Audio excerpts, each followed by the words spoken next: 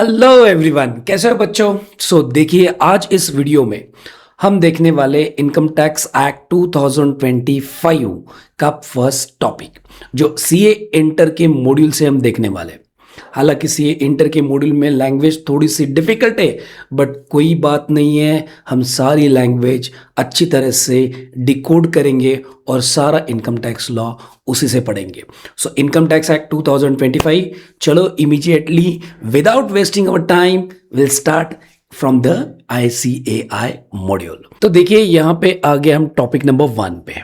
अभी topic number 1 में लिखा हुआ है बेसिक कॉन्सेप्ट्स, और मैं पहले ही बोल चुका हूं आपको कि हमें यूज करना है ICAI का मटेरियल। तो अभी इनकम टैक्स में पढ़ने के लिए सबसे इंपॉर्टेंट होता है कि कुछ बेसिक कॉन्सेप्ट्स अपने दिमाग में होगी तो ही इनकम टैक्स क्लियर कट आपको समझ सकता है। अभी कैसे? तो देखिए, यहां पे बेसिक कॉन्सेप्ट में लर्निंग आउटकम्स दिया हुआ है। तो यहां पे ऐसा दिया है कि बेसिक कॉन्सेप्ट पढ़ने के बाद एग्जैक्टली आपके दिमाग में क्या आएगा। तो बाकी कुछ नहीं, यहां पे एग्जैक्टली लिखा है कि आपको टैक्स का नॉलेज मिल जाएगा और कहां कहां पे बेसिक टर्म्स और कैसे कैसे वो अप्लाई कर सकते हैं, ये यहां पे उन्होंने दिया है। अभी बेसिकली देखा जाए तो इस बेसिक कॉन्सेप्ट्स में हमें देखना क्या क्या है। तो ये देखिए, एक बार इसी में दिया है चैप्टर का ओवरव्यू। तो बेसिक कॉन्सेप्ट में they have bifurcate under the major 4 heads. तो पहला लिखा है कि components of income tax law. अभी इनकम टैक्स लॉ पढ़ना है तो उसमें एग्जैक्टली क्या क्या पढ़ना है और कैसे पढ़ना है वो उन्होंने बताया। दूसरी चीज बताई कि इंपॉर्टेंट डेफिनेशन। डेफिनेशन तो बहुत है, बट सम डेफिनेशन हम यहां पे यूज करेंगे और बाकी की डेफिनेशन जैसे जैसे प्रोविजन आती है वैसे देखेंगे। क्यों? क्योंकि मैंने अभी यहां पे कितना भी आपको डेफिनेशन समझाया तो भी वो क्या होगा, अंडरस्टैंड करने के लिए डिफिकल्ट हो जाएगा। बट कुछ बेसिक टर्म्स होते, बेसिक डेफिनेशन होती है जो पढ़ के ही हम आगे जा सकते हैं, अदरवाइज आप लिंक नहीं कर पाओगे। फिर आता है charge of income tax and rate of tax. तो भाई, इनकम टैक्स को लगाने के लिए किसने बताया आपको, और उसका रेट ऑफ टैक्स कैसे आता है, कहां से आता है, ये यहां पे बताया गया है। नहीं तो अदरवाइज ये कहेंगे कि ये 30%, ये 10%, ये 12.5%। बट स्टूडेंट के दिमाग में एक क्वेश्चन आता है कि ये रेट आए कहां से। If there is a act, so कहीं ना कहीं तो वो लिखा जरूर होगा। तो वो आपको बताया कि एग्जैक्टली वो कहां से आते हैं। Next, steps for computation of the total income and the tax liability. तो टोटल इनकम कैलकुलेट करते वक्त हमें एग्जैक्टली क्या क्या सोचना है, क्या क्या कंसिडर करना है, ये 4th वन है। तो मतलब ये 4 टॉपिक आप अंडरस्टैंड करोगे तो बट ऑब्वियस है अगले जितने भी हम टॉपिक करेंगे, जो भी रहेगा वो सारी चीजें आपको समझ में आएगी। और याद रखना, टैक्स में हर चीज का रेफरेंस ऐसे नहीं होता कि पीछे जो पढ़ा है वो भूल जाओ और आगे का याद करो, नहीं, ये सारी एक कड़ी में होती है, एक लिंक होता है। तो यही लिंक कैसे आती है यही समझाने के लिए तो ही ये बेसिक कॉन्सेप्ट्स वाला टॉपिक आ चुका है आपके पास। तो देखते हैं कि पहले component of the income tax law क्या कहता है। बट ये कंपोनेंट पे जंप करने से पहले सबसे इंपॉर्टेंट बात ये होती है कि टैक्स चार्ज करने के लिए बताया किसने है आपको, मतलब कौन लगाएगा भाई टैक्स, टैक्स कलेक्ट भी कौन करेगा, ये सारी चीजें आपको अभी यहां पे हम आगे देखने जा रहे हैं। तो देखिए, कंपोनेंट में क्या क्या आता है वो धीरे धीरे तो हम देख ही लेंगे। तो सिर्फ हमें ये 4 याद रखनी है: component, definition, basic of charge and rate of taxes, and how we can calculate the total income. So keep in your mind these 4 points and then we'll see the उसमें से जो भी सब टॉपिक्स है वो आराम से देखते हैं। तो चलो, यहां पे देखिए आ चुका है इंट्रोडक्शन। अभी इंट्रोडक्शन तो कोई पार्ट नहीं था उसमें से, बट जरूरी है। अभी यहां पे क्या लिखा है कि what is the meaning of tax. तो टैक्स कलेक्टिव क्यों करना है?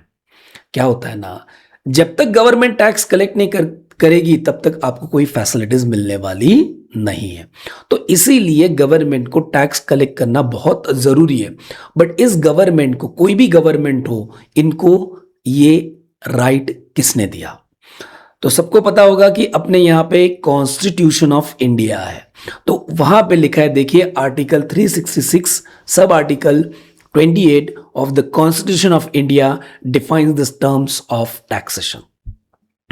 तो यहां पे बताया गया, पूरी पढ़ने की जरूरत नहीं है, तो यहां पे बताया गया कि टैक्सेशन होता क्या है। तो नीचे लिखा गया है टैक्सेशन इंक्लूड, देखिए क्या बताया गया कि टैक्सेशन में क्या इंक्लूड है, इंपोजिशन ऑफ एनी टैक्स। अरे भाई एनी टैक्स मतलब कौन सा, इंपोज तो करना है, लगाना तो है आपको, बट एनी टैक्स का मतलब कौन सा, टैक्स के नाम भी तो होने चाहिए ना।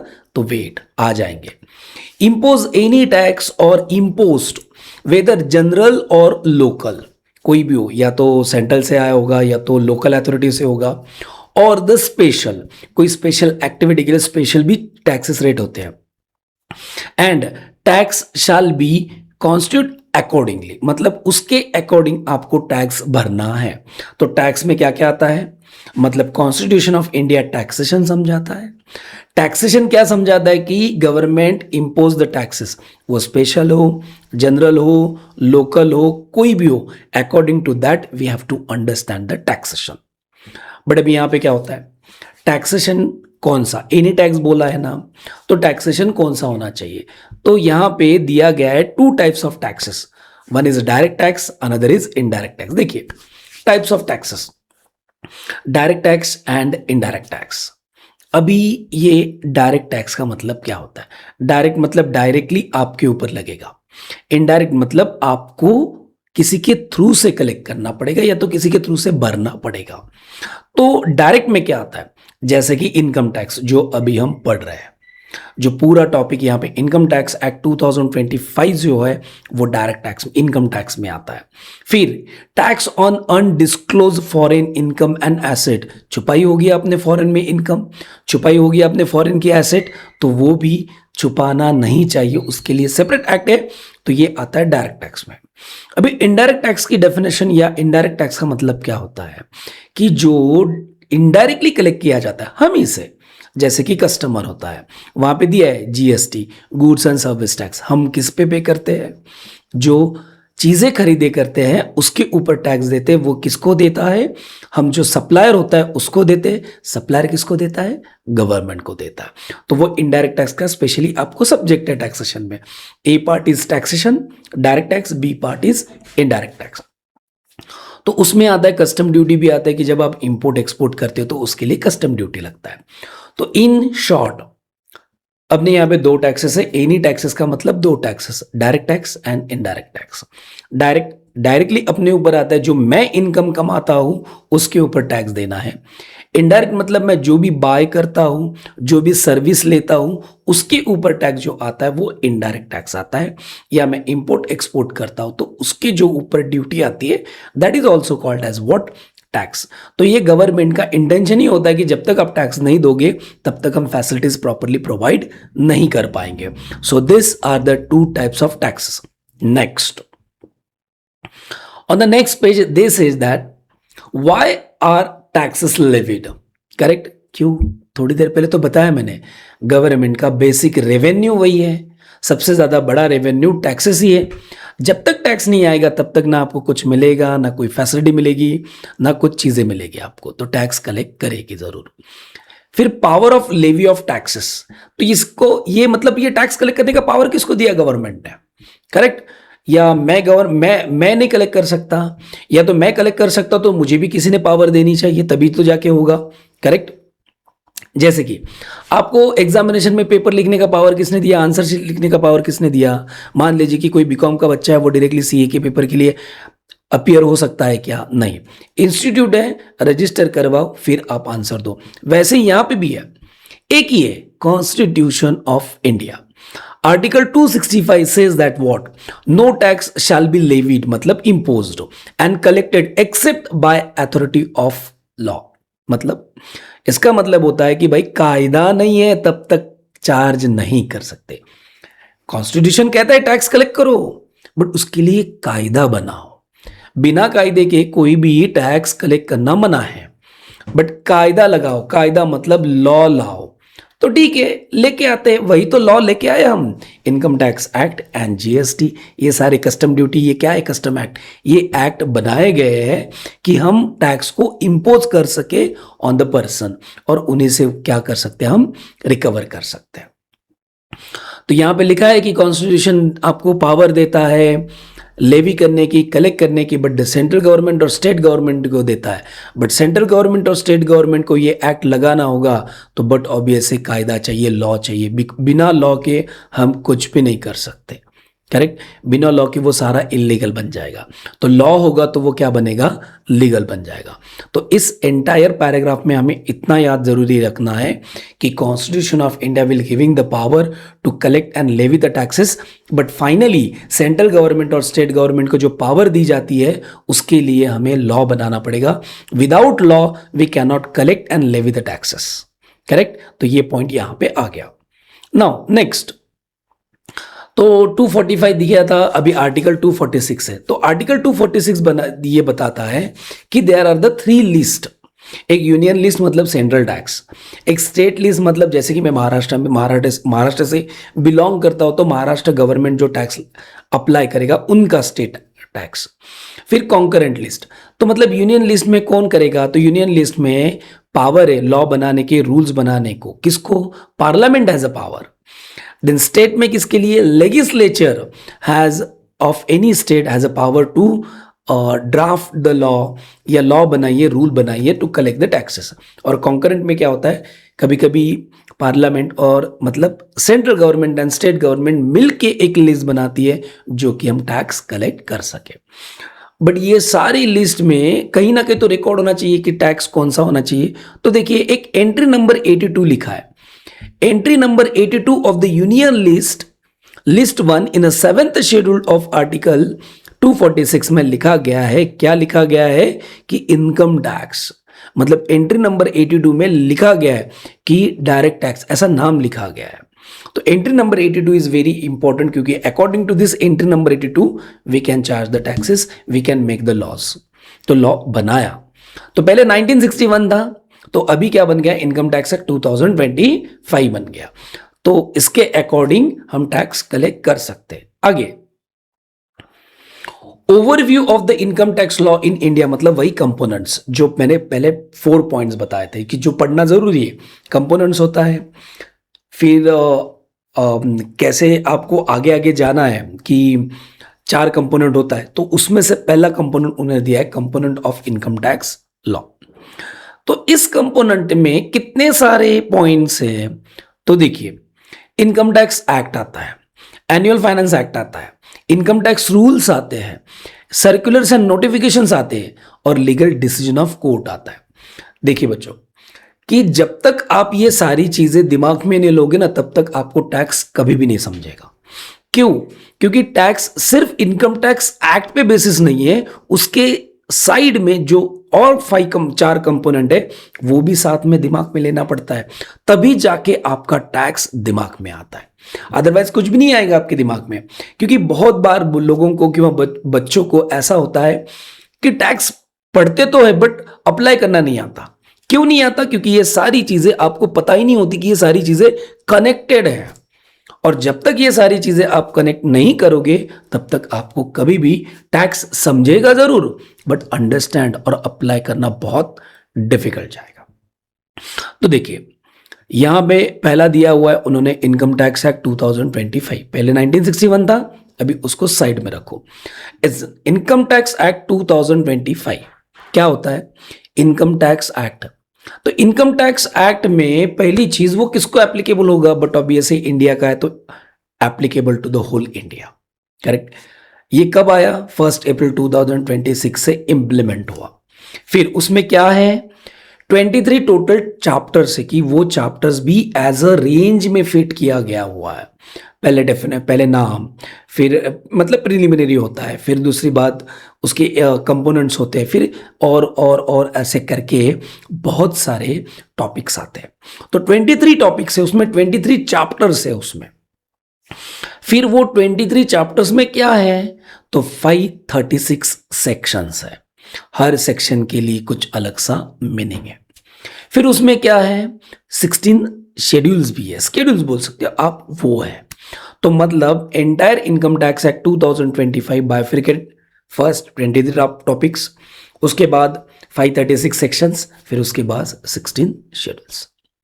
अभी इसके पहले उन्होंने दिया कि prior to the income tax act 2025 coming into force till to the 31st March of 2026 income tax act 1961 will applicable, क्योंकि पहले वो था तो वहां तक वही एप्लीकेबल होगा, बट 1 अप्रैल 2026 से the income tax act 2025 will be applicable. अभी चलो अभी देखते कि भाई इस एक्ट में होता क्या, मतलब पढ़ना क्या है हमें। एक्ट तो सामने आएगा, करेक्ट। अभी इंस्टीट्यूट का मॉड्यूल ऐसा है ना कि आपको ऐसा सारी चीजें एक जगह पे लाके दी है, मतलब आपको सिर्फ पढ़ना है और आंसर लिखना है। इनकम टैक्स एक्ट में वैसा नहीं होता। इनकम टैक्स एक्ट में सेक्शन वाइज चलना पड़ता है। इंस्टीट्यूट का मॉड्यूल ऐसा बनाया गया कि आपको टॉपिक वाइज, आपको इनकम वाइज वो फटाफट लिखा हुआ है, सेक्शन भी अच्छी तरह से क्लब किए हुए हैं, और ज़्यादातर उन्होंने सेक्शन की लैंग्वेज बहुत कम यूज़ की है, इंटरप्रेट टाइप आपको दिया हुआ है। तो इनकम टैक्स एक्ट, कभी बेयर एक्ट कहते हैं उसको, जो जब आप ओपन करोगे तो वहां पे आपको मिलेगा टॉपिक के मतलब 23 चैप्टर्स मिलेंगे पहले। बट ये 23 चैप्टर्स में हर चैप्टर में क्या मिलेगा आपको, तो देखिए सेक्शन इन द एक्ट, हर चीज का एक सेक्शन होता है, every section having a different meaning. हाँ, वो एक के साथ एक कनेक्ट जरूर हो सकता है, बट एवरी सेक्शन का कुछ अलग सा मीनिंग होता है, कुछ अलग सी लीगल प्रोविजन होती है। वो एक हायरार्की में दे कि कैसे होता है, हायरार्की में आपको वो किया गया है कि हाँ भाई पहला ये सेक्शन, फिर ये सेक्शन, फिर वो सेक्शन, बट आपको उसकी सारी अच्छे से लिंक लगानी पड़ती है। तो सेक्शन आपको देगा एक legal provision relating to the any subject और मैटर, पर्टिकुलर सब्जेक्ट और मैटर में। फिर उसके बाद उस सेक्शन में बहुत कुछ लिखा गया होगा तो उसके साथ आता है उसी सेक्शन के सब सेक्शन। मतलब मान लीजिए कि सेक्शन 2, या तो मान लीजिए कि सेक्शन 4, सेक्शन 4 में sub section 1, sub section 2, sub section 3, sub section 4, जैसे उस सब्जेक्ट मैटर के लिए जैसे जैसे लगता है वैसा वैसा सब सेक्शन बढ़ता है। तो सब सेक्शन कैसा होता है कि एक it is a part of your original section, कि एंटायर सेक्शन फर्दर डिवाइडेड होता है सब सेक्शन में। जैसे कि मैंने आपको बताया कि सेक्शन 4 रहेगा तो सेक्शन 4(1) मतलब sub section 4 sub section 1, section 4 sub section 2, ऐसे आगे आगे चलता जाएगा जब तक उस सेक्शन की पूरी मीनिंग नहीं निकलती तब तक। फिर उस सब सेक्शन में भी कुछ एडिशनली दिया गया होगा तो उसके साथ आते हैं क्लॉजेस। मतलब मान लीजिए सब सेक्शन 1 है, सब सेक्शन 1 में और कुछ बताना है तो उसमें क्लॉजेस आएंगे, clause A, clause B, clause C, clause D. वैसे सब सेक्शन 2 में भी आ सकता है, 3 में भी आ सकता है। तो सब सेक्शन में कुछ और समझाना होगा तो आपको वहां पे रहेंगे क्लॉजेस, तो इसीलिए यहां पे क्लॉजेस दिया है। तो उन्होंने एक एग्जांपल भी दिया है, सेक्शन 19 का सबसेक्शन 1 में भी कोई रहेगा तो 19 का सबसेक्शन 1 क्लॉज ए, फिर क्लॉज बी, क्लॉज सी। तो ऐसे क्लॉजेस भी क्या होता है, चलता रहता है, क्योंकि सब सेक्शन को और भी कुछ इन डिटेल में समझाना होगा तो की बात चल रही है। फिर सब क्लॉज, हाँ क्लॉजेस के भी सब क्लॉज हो सकते हैं, तो वो रोमन में दिखाते हैं, रोमन 1, रोमन 2, रोमन 3। देखिए मेन सेक्शन जो नंबर वाइज होता है, फिर सबसेक्शन भी उसी के अंदर नंबर चलते हैं 1 2 3, फिर उसके साथ सबसेक्शन में भी कुछ दिया गया होगा तो क्लॉजेस चलता है, A clause, B clause, C clause. फिर क्लॉजेस का भी सब क्लॉज दिखाना होगा तो वो रोमन से दिखाया जाता है, रोमन 1, रोमन 2, रोमन 3। लिसन, ये मैं इतना आपको क्यों समझा रहा हूं, उसका बेसिक रीजन ये होता है, आज आप मॉड्यूल के साथ पढ़ रहे हैं, मॉड्यूल में अच्छी तरह से दिया हुआ है इंटरप्रेट करके। बेयर एक्ट में ऐसा नहीं होता। बेयर एक्ट में डायरेक्टली आपको क्या दी जाती है, प्रोविजन, फिर सबसेक्शन, फिर उसके क्लॉजेज, सब कुछ लाइन बाय लाइन दिया जाता है। तो आपको समझना पड़ेगा कि ए दिखता है इसका मतलब है वो क्लॉज है, रोमन का दिखता है मतलब वो क्लॉज का सब क्लॉज है, ब्रैकेट में सेक्शन दिखता है तो इसका मतलब है कि वो सब सेक्शन है, और एक नॉर्मली फिगर दिखती है जैसे कि सेक्शन 19 यहां पे दिया है, 19 इज अ सेक्शन, ब्रैकेट में दिखने वाला सब सेक्शन, उसके बाद क्लॉज, वो डिनोमिनेट होता है कैसे, ए बी सी, और सब क्लॉज डिनोमिनेट होते हैं रोमन 1, रोमन 2, रोमन 3। तो ऐसे याद रखना पड़ता है कि ये लिखते वक्त बहुत इंपॉर्टेंट होता है। जब आप एग्जामिनेशन में लिखोगे तब ये लिखते वक्त आपको समझना चाहिए कि ये क्लॉज में ये लिखा था। बहुत बार क्वेश्चन में ऐसा भी आता है कि कुछ रिलेशन बताने पड़ते हैं, तो रिलेशन के साथ उसका सेक्शन भी बताना पड़ता है, तो सेक्शन के साथ उसके क्लॉजेज रहेंगे, तो ये सब कुछ चीज़ें हमें बतानी पड़ती है, लिखनी पड़ती है। तो इसीलिए ये इतना इंपॉर्टेंट बन गया। इसी को कहते हैं टैक्स को कैसे अंडरस्टैंड करना है और रीड कैसे करना है, ये कंपोनेंट सारी चीज़ें बताती है। चलो, एक बार कायदा लिख गया मतलब वो सब कुछ हो गया क्या? नहीं। कायदा लिखने के बाद ऐसा भी हो सकता है कि कोई अलग सा इंसान कुछ अलग सी करके लेके आए। मतलब देखिए, कायदे में लिखा है कि ये नहीं करना है, बट बाहर लोग बहुत होशियार होते हैं, जिनका पैसा जाता है ना वो बहुत होशियार होता है, वो कोई ना कोई तो यहाँ पे वे निकाल लेता है। अभी ये डिपार्टमेंट के ध्यान में आ गया कि नहीं भाई उसने तो कुछ तो लूप होल निकाला है, वे निकाल लिया, तो वो वे को अंदर लेने के लिए, मतलब वे मतलब मैं बताना चाहता हूं कि कोई ऐसा वो एक मार्ग निकाल लेता है कि हाँ भाई इससे टैक्सेबल होता है ना, तो मैं ये करता हूं, तो इससे तो टैक्सेबल नहीं, क्योंकि लिखा नहीं है। क्योंकि जब तक लिखा है तो वो टैक्सेबल है, लिखा नहीं है तो कायदे के दायरे में आता ही नहीं है। तो जब वो लिखा नहीं है, वो लेके आना है, मतलब लिखना है, तब जाके हमें अमेंडमेंट करने पड़ते हैं। तो अमेंडमेंट कहां से करोगे? तो अमेंडमेंट के लिए नेक्स्ट कंपोनेंट आता है फाइनेंस एक्ट। तो देखिए यहां पर लिखा है income tax act 2025 undergo change everywhere, every time वो चेंज होता है। तो उसके लिए आता है annual finance act pass by parliament.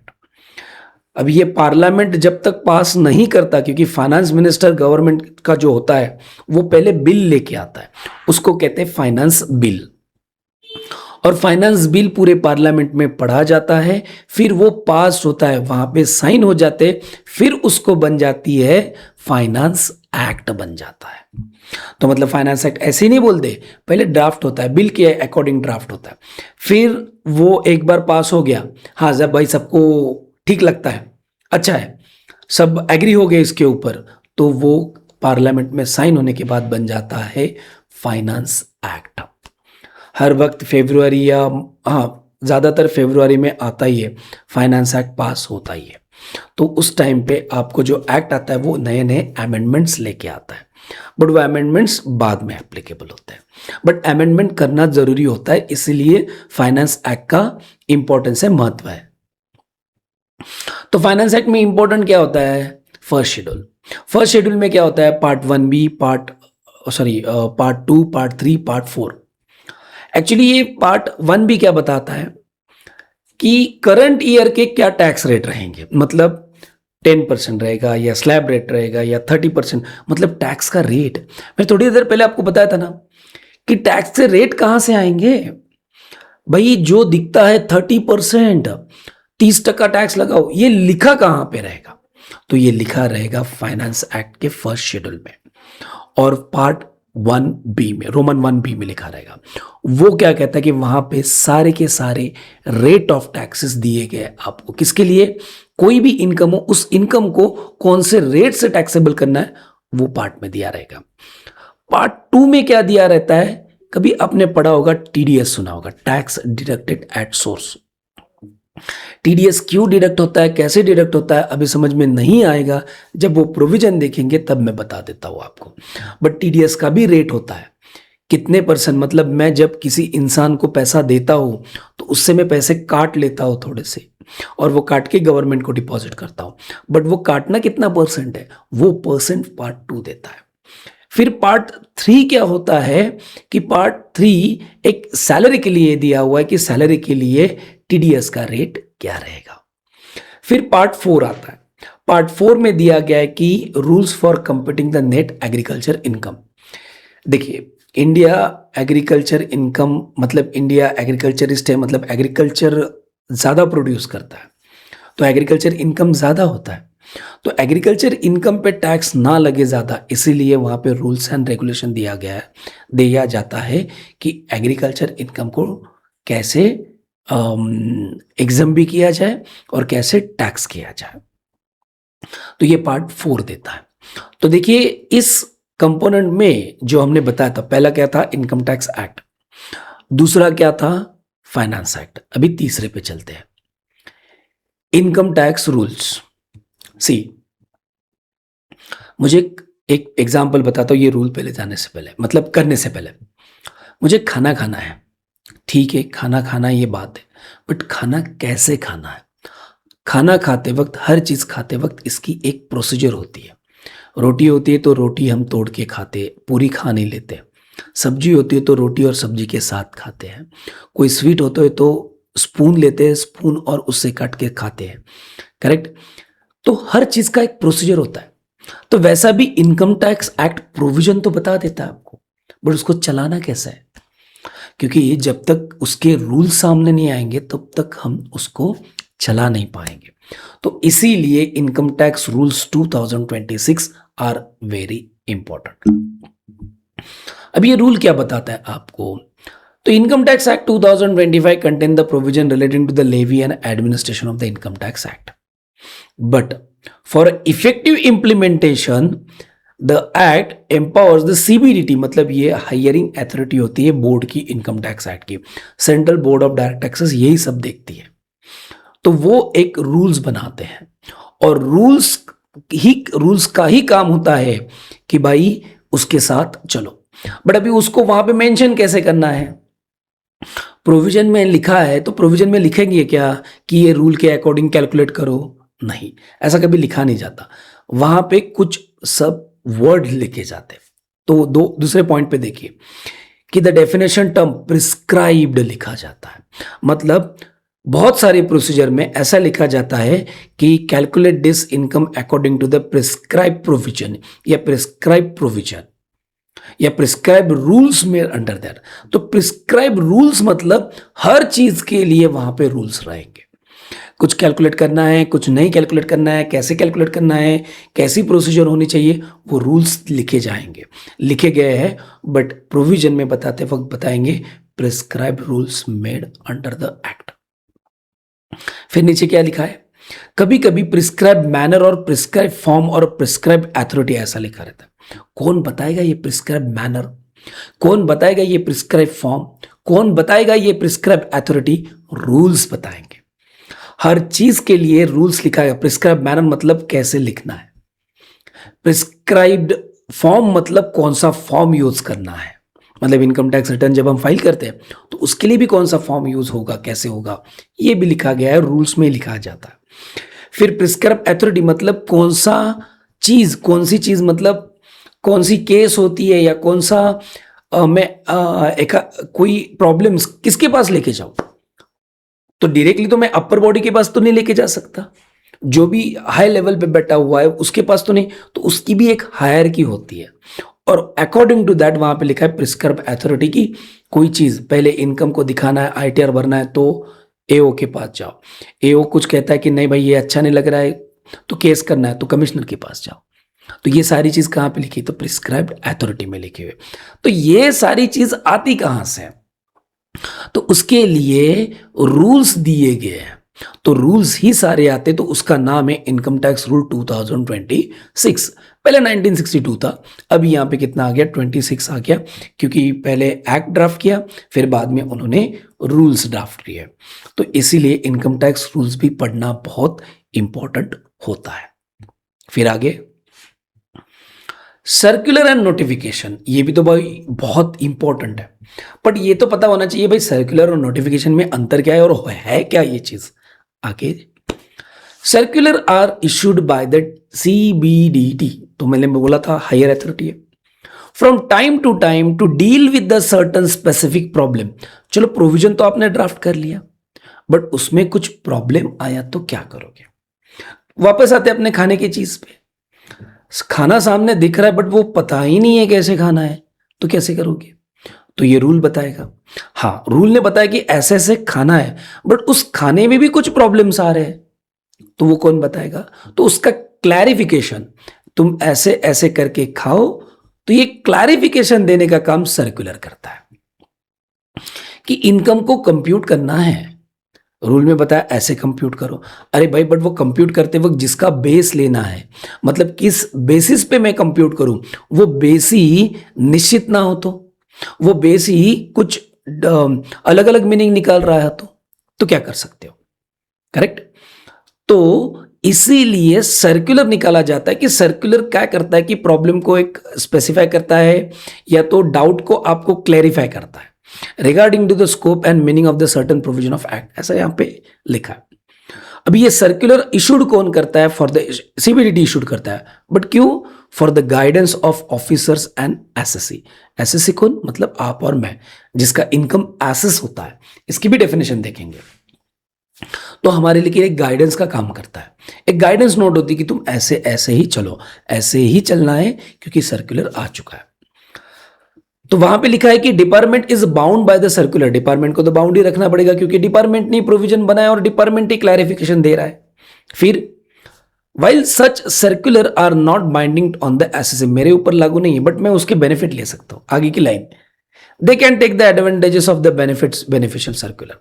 इसका मतलब क्या कि भाई आप सर्कुलर निकालो, सर्कुलर निकालने के बाद उसका ऑब्लिगेशन बाउंडिंग आप ही को रहेगा क्योंकि आप ही ने प्रोविजन निकाला, सब कुछ आप ही ने किया, बट उसमें कुछ मुझे बेनिफिशियल हो, I will take that benefit. वो बेनिफिट मैं लेने वाला हूं, बिल्कुल भी लेने वाला, क्योंकि आप ही ने मेरे को क्लैरिफिकेशन दिया है। आगे तो ये सर्कुलर क्या होता है कि एक सर्टन गाइडलाइंस होता है, ज्यादातर क्या होती है issued with the approval of the central government. ठीक है, इतना हमें इसमें से याद क्या रखना है पता है, circular are for the clarification of the provision, circular are binding to the department and civility, we can take the benefit from that circular, that's it. ये बहुत इंपॉर्टेंट पॉइंट है। चलो नोटिफिकेशन, अभी नोटिफिकेशन का क्या काम है, notification are issued by the central government to give the effect of the provision of this act, मतलब अगले दिन से मतलब अगले टाइम से मुझे कुछ ऐसा है कि नहीं ये प्रोविजन मुझे अप्लाई करना है तो मैं नोटिफिकेशन डाल दूंगा, कोई रूल्स मुझे अप्लाई करना है तो मैं नोटिफिकेशन डाल दूंगा। सेंट्रल गवर्नमेंट नोटिफिकेशन डाल देता है कि ये रूल, ये सब कुछ चीजें इस दिन से एप्लीकेबल हो जाएगी, ऐसा नोटिफिकेशन सेंट्रल गवर्नमेंट देता है। कभी कभी नोटिफिकेशन सीबीडीटी भी देता है, तो ये नोटिफिकेशन सबको एप्लीकेबल हो जाएंगे, टैक्स डिपार्टमेंट को भी, सीबीडीटी को भी, और मुझे भी नोटिफिकेशंस बाइंडिंग होते हैं। फिर आगे legal decision of the court, अरे बाप रे, अभी लीगल डिसीजन पे जाना ही क्यों है, अरे आपको किसी ऑफिसर के साथ वो कहता है कि नहीं तुम्हारा ये इनकम कैलकुलेट करने का बेस गलत है, आप कहते हो कि नहीं according to the my industry it is correct, अभी ये झगड़ा चल रहा है, झगड़ने के लिए जाओगे कहां पे, तो बट अभी ऐसे मैं कमिश्नर के पास जाऊंगा, वो भी नहीं माना, मैं और ट्रिब्यूनल के पास जाऊंगा, वो भी नहीं माना, मैं हाई कोर्ट के पास जाऊंगा, वो भी नहीं माने, मैं सुप्रीम कोर्ट के पास जाऊंगा। तो एक डिसीजन पास होता है कि नहीं नहीं नहीं ऐसे इनकम या ऐसी चीज कैलकुलेट करने के लिए एक सर्टन बेस है और यही है, तो वो लीगल डिसीजन बन जाता है। तो फ्यूचर में उसके रिगार्डिंग कोई भी प्रॉब्लम आ गया तो वो लीगल डिसीजन हम यूज कर सकते हैं टू शो दैट कि हाँ भाई ये ऐसे पहले भी हो चुका है और कोर्ट ने डिसीजन दिया है तो मैं ये यूज करूंगा, और उसके लिए कायदा भी डिनाई नहीं कर सकता क्योंकि उसका डिसीजन, उसके ऊपर झगड़े और झगड़े का आउटपुट पहले आ चुका है और मैं वो यूज करूंगा। तो इसीलिए लीगल डिसीजन भी कभी कभी क्या होता है, हमें कुछ चीजें एडजस्टमेंट करने के लिए बहुत बहुत इस्तेमाल होती है। तो ये था पहले कंपोनेंट का पहले 5 पॉइंट्स। तो पहले कंपोनेंट क्या थे, component of the income tax law, मतलब ये कंपोनेंट मतलब क्या था कि मुझे कायदे को पढ़ना कैसे है, तो उसमें इनकम टैक्स एक्ट आ गया, फिर वहां पे आ गया फाइनेंस एक्ट क्योंकि इनकम टैक्स को बदलने के लिए मुझे वो जरूरत होती है, फिर आता है इनकम टैक्स रूल्स आ गए क्योंकि मुझे समझने के लिए ठीक है ये प्रोविजन है, उसको चलाने के लिए रूल की जरूरत होती है। हाँ, तो अभी ये समझना और चलाने में कोई दिक्कत आ गया, कोई प्रॉब्लमेटिक सिचुएशन क्रिएट होगी तो उसका क्लैरिफिकेशन के लिए सर्कुलर है, और कोई नई चीज अप्लाई करनी है गवर्नमेंट को तो वो नोटिफिकेशन देती है, और इनके साथ मुझे झगड़ना है तो मुझे लीगल कोर्ट्स मतलब लीगल डिसीजन का भी हेल्प मैं ले सकता हूं और लेना ही चाहिए। क्यों? क्योंकि यहां से ही हमारा इनकम टैक्स प्रॉपरली वर्क होता है। तो नेक्स्ट वीडियो में we will discuss with the charge of income tax act and some other points. तब तक के लिए थैंक यू, धन्यवाद, और जितना हो सके उतना फॉलो कीजिए, ये हमारी वीडियो शेयर कीजिए कि जो बच्चों को ये बेनिफिट मिल सकता है उनको मिल जाएगा। धन्यवाद।